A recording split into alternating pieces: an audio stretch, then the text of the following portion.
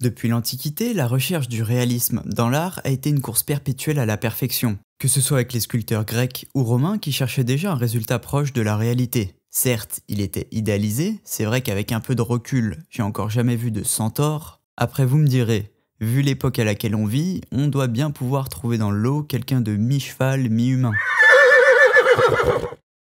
L'art médiéval se veut lui encore très stylistique, mais des artistes comme Giotto introduisent des représentations de l'espace et des personnages plus ou moins réalistes pour l'époque.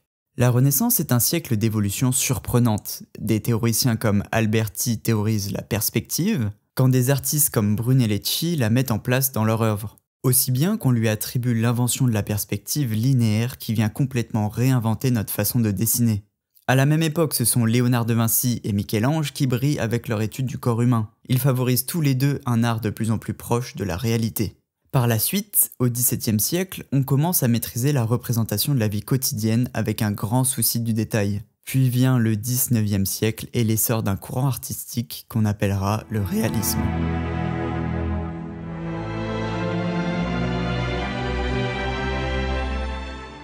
Avec des tableaux de plus en plus précis, ils refusent même l'idéalisme et représentent la vie quotidienne avec une précision brute. Vous l'aurez compris, on cherchait toujours à obtenir le résultat le plus proche de la réalité. Mais avec l'arrivée des premiers appareils photo, cette course a quelque peu été freinée, voire complètement stoppée. Une simple question se pose alors à nous, y a-t-il encore un intérêt à vouloir retranscrire la plus simple des vérités sur une toile, quand une photographie peut en un seul instant figer à jamais n'importe quel moment ?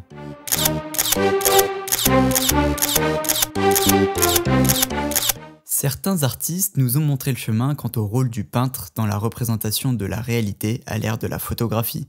Mesdames et messieurs, Edward Hopper. À côté des grands maîtres de la Renaissance, médecins ne valent à peu près rien.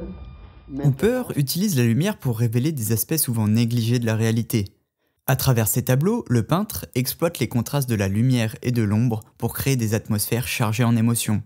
On va pas se cacher, ça change carrément de l'horrible hype des natures mortes, où on se croirait au grand frais un dimanche matin avec encore une vieille qui raconte sa vie à la caissière pendant plus de 25 minutes. Wow, excusez-moi, je me suis un peu égaré. Ce que je veux vous dire, c'est qu'on est bien loin d'une peinture sans âme, sans profondeur, ni réelle utilité. Ouais, je crois bien que j'aime pas trop les natures mortes, en effet. Pour te donner un petit exemple, dans Nighthawks, la lumière artificielle de la cafétéria contraste avec l'obscurité de la rue, créant une ambiance à la fois intime et isolée. Les personnages, bien que proches les uns des autres, semblent enfermés dans une solitude silencieuse. Un peu comme ce Dark Sasuke emo qu'on a tous au fond de la classe. Vous l'aurez compris, la lumière et le noir sont indissociables, formant la base même du contraste et de l'opposition. Dans le domaine artistique, la lumière, qui sert notamment à mettre en valeur un élément en scénographie par exemple, n'est possible que grâce à son antipode, l'ombre, l'obscurité, le noir. Ils sont le point de départ, la source d'innombrables possibilités d'altération, de trucage, d'effets issus du réel. C'est précisément ça qu'exploite Hopper, d'abord inspiré par le théâtre et le cinéma dans son travail, afin de créer une atmosphère très particulière qu'on appellera une ambiance hopperienne. À partir de là, quand on commence à créer des styles artistiques avec ton nom, c'est que tu pèses un minimum dans le game. Mais tu vas voir, il ne va pas s'arrêter en si bon chemin. Cet effet permet l'espace d'un instant de transporter le spectateur dans une autre réalité. Celle imaginée par notre artiste est à la fois lumineuse, claire, colorée, mais provoque aussi un sentiment de solitude, d'attente ou de lassitude qui sont complètement à l'opposé les uns des autres. Pour pousser un peu le bouchon, je parlerais même d'une sorte de clair-obscur des émotions. Puisqu'il donne des couleurs chaudes pour exprimer un sentiment plutôt négatif, ce qui est assez contradictoire, quand on utilise habituellement des couleurs froides pour ça. Tout cela est possible parce que le peintre s'inspire largement de la réalité, utilisant des formes, des environnements et des objets du quotidien, ce qu'on retrouve très largement dans Morning Sun. L'objectif est d'immerger le spectateur dans le tableau, de l'amener à ressentir ce qu'il perçoit, ou du moins ce que le peintre veut lui faire voir. Contrairement aux peintures réalistes traditionnelles qui se contentaient de relater fidèlement le visible, il cherchait à aller bien au-delà, il nous invite à pénétrer l'intimité de la scène, à en éprouver toute la profondeur et la charge émotionnelle. Un des éléments centraux de sa mise en lumière dans l'espace réside dans l'influence de l'architecture américaine et de ses paysages urbains. Nighthawks et New York Office illustrent parfaitement cette approche sensible où la lumière et l'architecture dialoguent étroitement. Il en résulte alors une interaction où l'un influence l'autre, créant des atmosphères uniques et évocatrices. Par exemple, dans New York Office, la lumière qui frappe le mur bleu dirige naturellement le regard vers le personnage féminin, mettant ainsi en valeur sa présence. Mais ce n'est pas le seul procédé subtil que Cooper utilise pour centrer l'attention sur elle. Regardez bien les lignes du bâtiment en arrière-plan. Elle crée également une perspective, une sorte de point de fuite qui la place au cœur de la composition. Sans oublier l'intensité du bain de lumière dans lequel elle est plongée. Sans déconner, elle a de quoi rendre tous les fans de plongée sous-marine complètement zinzin. L'intérêt et la sensibilité d'Edward Hooper pour la réalité, en particulier pour le mode de vie américain, sont caractérisés par des sentiments de solitude suspendus dans le temps. La réalité du peintre est influencée par la Seconde Guerre mondiale, la crise économique et les années d'après-guerre. Ouais, rien que ça, on comprend un peu mieux pourquoi ça ne respire pas la gaieté tout ça, ni l'ambiance Disney Channel que les Américains aiment bien nous vendre dans leurs films. Et c'est d'ailleurs bien pour ça que les personnages paraissent tristes dans la plupart des œuvres. L'environnement joue un rôle clé dans la perception du temps. Les espaces représentés sont si vastes que le moindre mouvement pourrait potentiellement perturber l'ensemble de la scène. Tout semble étouffé dans le temps, suspendu ou carrément ralenti. Ainsi, on a l'impression que même s'il y avait une action, rien ne changerait réellement. Par exemple, pour revenir à Nighthawks, les personnages semblent piégés dans un aquarium où rien ne bouge. C'est comme si l'espace était composé de quelque chose d'intangible, attendant depuis toujours et pour l'éternité dans cette immensité. Et justement, l'immensité de l'espace représentée par Hooper annule tout le reste. Les personnages, la temporalité, l'action, cela donne l'impression que les personnages sont perdus dans leur environnement et dans leur esprit. On peut observer ça dans Automate, mais aussi dans Gaz, où les personnages se fondent dans l'arrière-plan de la scène, se confondant avec la nuit et l'espace qui les entoure. Tout ce qu'on peut faire nous, c'est les observer, plonger dans leurs pensées. De plus, il nous est difficile d'imaginer une histoire ou un scénario, car il n'y a aucun détail sur leur personnalité ou leur vie. On se retrouve alors complètement impuissant. Déjà hier soir, j'ai rien dit, mais là, ça commence un peu à faire beaucoup.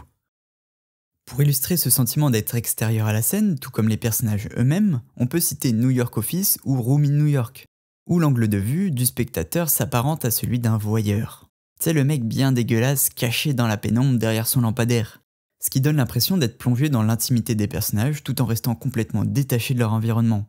Les espaces semblent trop imposants, trop présents, les personnages sont enfermés seuls au milieu des portes, des murs, des fenêtres, omniprésents dans les œuvres de Hooper. Cette singularité découle de son approche de la construction de l'image, profondément influencée par le théâtre, notamment dans la manière dont la composition picturale s'apparente à la mise en scène théâtrale, où la réalité est façonnée à travers des artifices propres à cet art. Tout d'abord, Hooper organise méticuleusement tous les éléments présents dans ses peintures, objets et personnages, pour créer une scène dramatique. Chaque élément semble faire partie d'une mise en scène bien réfléchie. La lumière, deuxième élément clé de cette composition particulière, est la démonstration parfaite de la mise en scène de la réalité. À l'instar du théâtre ou du cinéma, la lumière chez Hooper semble surgir de nulle part. En effet, les sources lumineuses dans ses œuvres sont entièrement artificielles, conçues comme une mise en scène théâtrale. Cet effet est visible dans de nombreuses toiles où la lumière est toujours placée avec précision, d'une intensité idéale et en relation avec l'architecture pour encadrer le sujet. Un exemple illustrant cette idée est Sunlight in a Cafeteria, où la femme est le seul élément du tableau illuminé par la lumière. Le sujet principal est ainsi mis en valeur par le contraste lumière-ombre.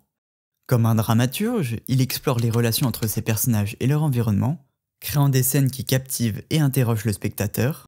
Attiré par la mise en scène de la vie quotidienne, il cherche à en capturer les aspects dramatiques, établissant ainsi un lien évident avec le théâtre. Les peintures de Joe, oui c'est bien le surnom que sa femme lui donnait, mais pour le coup, me demandez pas pourquoi, on va dire que c'est un petit délire de couple. Donc je reprends. Ces peintures sont célèbres pour leur réalisme dans la représentation des décors. Ils s'inspirent de la vie américaine, particulièrement de la classe moyenne et de son quotidien. Cette approche crée une illusion de la réalité avec des éléments familiers comme des villes connues, des objets du quotidien, et on l'a vu plus tôt, des émotions précises et particulières qu'on ressent tous à un moment de sa vie. Cependant, bien que les œuvres de notre artiste semblent représenter la réalité, il y a quelque chose de différent. Ce que l'on pourrait appeler des Hooper Scenes, c'est-à-dire des scènes du quotidien propres au monde de Edward Hooper. À travers des œuvres presque théâtrales, il a réussi à dépasser la simple reproduction du réel pour nous transporter dans un univers de contemplation et de réflexion. Ces tableaux sont alors un miroir de notre propre existence.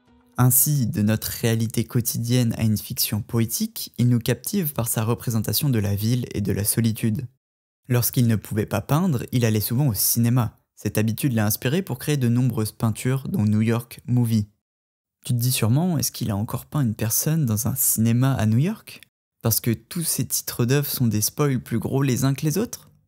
Bah, qui t'a demandé en fait? Non, sérieusement, pour ajouter la cerise sur le gâteau, le travail d'Edward Hopper a également influencé le cinéma.